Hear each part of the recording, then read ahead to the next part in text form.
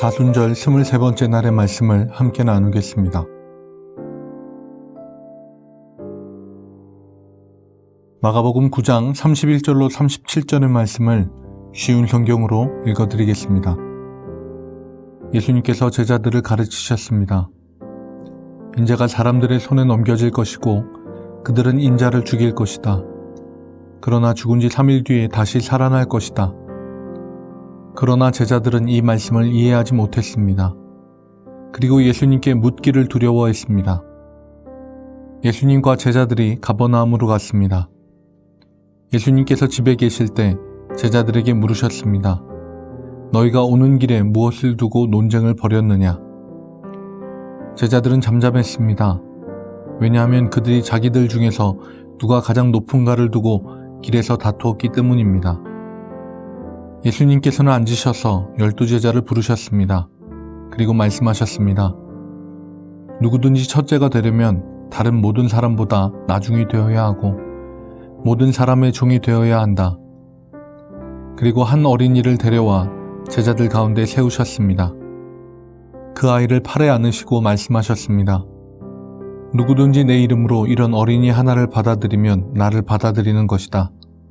또 누구든지 나를 받아들이는 사람은 나를 받아들인 것이 아니라 나를 보내신 분을 받아들인 것이다. 아멘. 예수님과 함께 지내며 동고동락하고 있던 제자들은 오해의 기반을 둔 자만심에 취해 있었습니다. 우선 예수님이 말씀하신 나라에 대한 오해가 있었습니다. 이들은 예수님이 기존의 모든 체제를 뒤엎고 새로운 체제와 새로운 나라를 세울 것이라고 생각했습니다.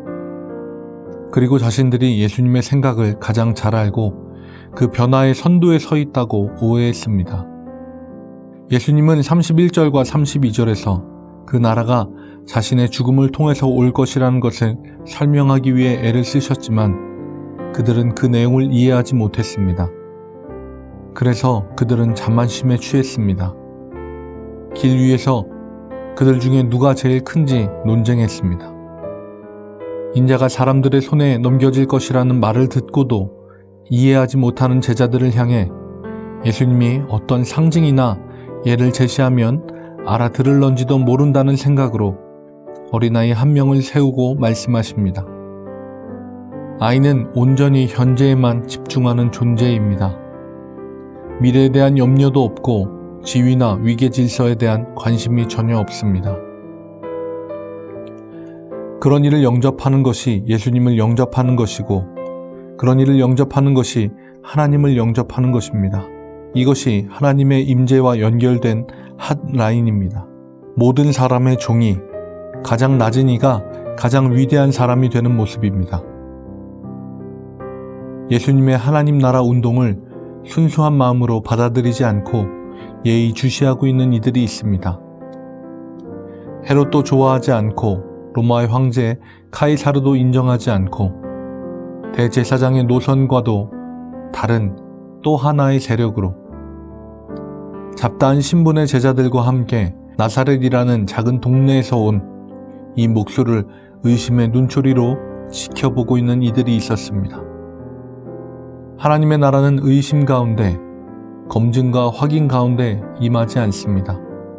하나님의 나라는 모든 사람의 종으로 자신을 겸손하게 낮추는 모습으로 그리고 그 낮은 일을 주님의 이름으로 맞아들이는 가운데 임합니다. 예수님에게 주어진 방법도 그러했습니다. 사람들의 손에 넘겨져야만 하고 죄를 담당해야만 했습니다. 피하고 싶고 다른 길로 가고 싶지만 주어진 길을 그 방법을 겸손하게 받아들고 가는 것. 그것이 하나님의 방법이요 하나님 나라의 모습입니다. 지금 우리에게 주어진 상황에서 하나님은 여전히 하나님의 방법대로 그 나라를 이루어 가실 것입니다. 제자들과 같이 자신을 높이는 사람이 아니라 주어진 하나님의 방법을 따라 겸손하게 나아가는 모두가 되시길 축복합니다. 기도하겠습니다. 은혜로우신 주님, 어디로 이끄시든 주님을 따르는 겸손을 우리에게 주옵소서. 겸손함으로 주님과 연결되고 낮춤으로 주님의 나라를 일구는 우리가 되게 하옵소서. 예수님의 이름으로 기도합니다. 아멘.